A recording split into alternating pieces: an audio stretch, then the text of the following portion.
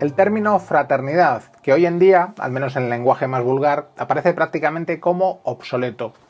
Si en la teoría política, al menos en la teoría política, otra cosa es el sistema en el que vivimos, se alude con cierta frecuencia a la libertad y la igualdad, la tercera parte de ese gran proyecto que surge de la modernidad suele quedar relegada al olvido. En las siguientes reflexiones voy a ocuparme de este concepto, como ya he hecho en otras ocasiones con la solidaridad, ambos tienen mucho que ver, y trataré de vincularlo estrechamente a los otros dos grandes conceptos modernos.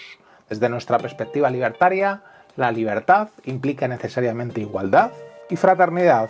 Frente a cualquier nexo y vínculo social tradicional, la fraternidad trata de imponerse, al menos desde la Revolución Francesa, como la gran alternativa revolucionaria. Esta novedad radical de la fraternidad tiene sus precedentes, quizá no tanto en la fraternidad religiosa como en la estoica de la antigua Grecia, la natural sociabilidad del ser humano como base para una aspiración cosmopolita.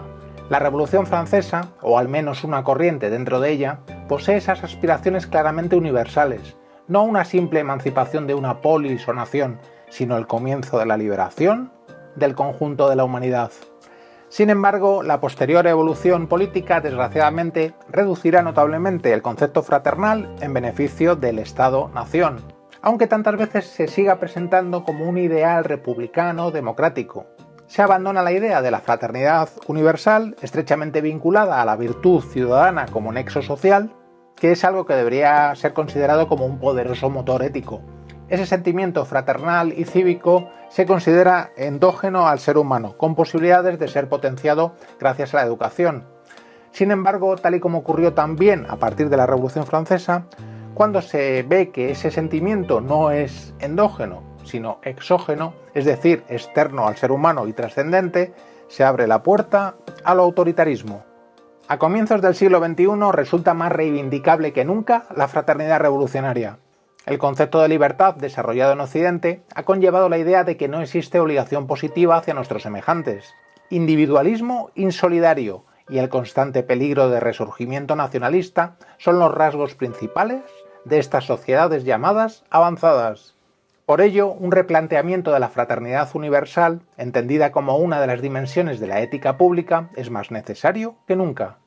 Nuestra responsabilidad con las generaciones futuras, afianzando valores mucho más extensos y sólidos, hace que así sea. Precisamente si se renuncia a la fuerza y a la coacción políticas, es decir, a cualquier instrumento exógeno al ser humano y a la sociedad, una de las soluciones es la propia universalidad de los derechos humanos y sociales.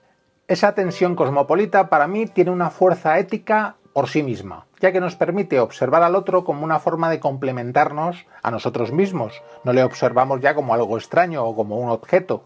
Es el gran desafío de una innovadora ética que puede resolver esa antinomia entre el respeto a la diferencia y el establecimiento de normas, o mejor dicho, valores, válidos universalmente. Es entonces la fraternidad el principio que puede restablecer la justicia social cada vez que trata de imponerse un individualismo insolidario.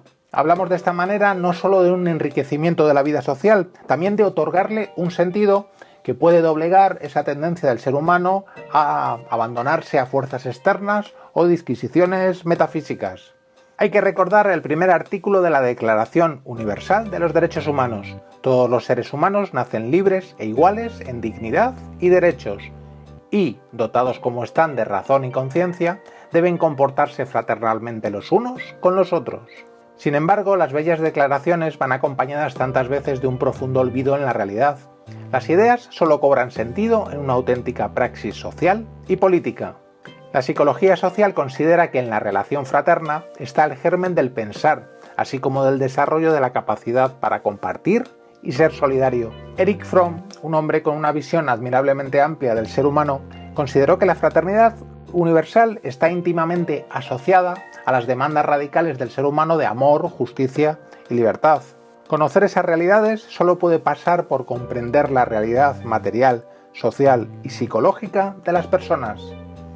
La fraternidad universal es, sobre todo, una idea ética y el mundo actual requiere muchas respuestas en ese sentido, las cuales se ven obstaculizadas por todo lo que artificialmente hemos construido y se acepta como dogma: naciones, estados, religiones. Curiosamente, solo el insaciable capital ha podido traspasar las fronteras políticas, aunque haya establecido otros obstáculos, igualmente alienantes, que impiden materializar los ideales de libertad, igualdad y fraternidad. La fraternidad universal recupera una vieja tradición antidogmática. La eliminación de las fronteras no es únicamente física y política, también intelectual y moral. Si nos esforzamos en indagar un poquito, encontramos una encomiable tradición contemporánea reivindicando la fraternidad. Un ejemplo es Albert Camus y su invitación a la acción para establecer derechos propios y ajenos, que es una manera de entender la fraternidad. Tal y como empecé estas reflexiones, quiero insistir en recordar el vínculo entre los tres grandes conceptos. Si actúas fraternalmente es porque te preocupa la libertad y la igualdad, dos conceptos que siempre deberían tener en cuenta a nuestros semejantes. Hasta muy pronto.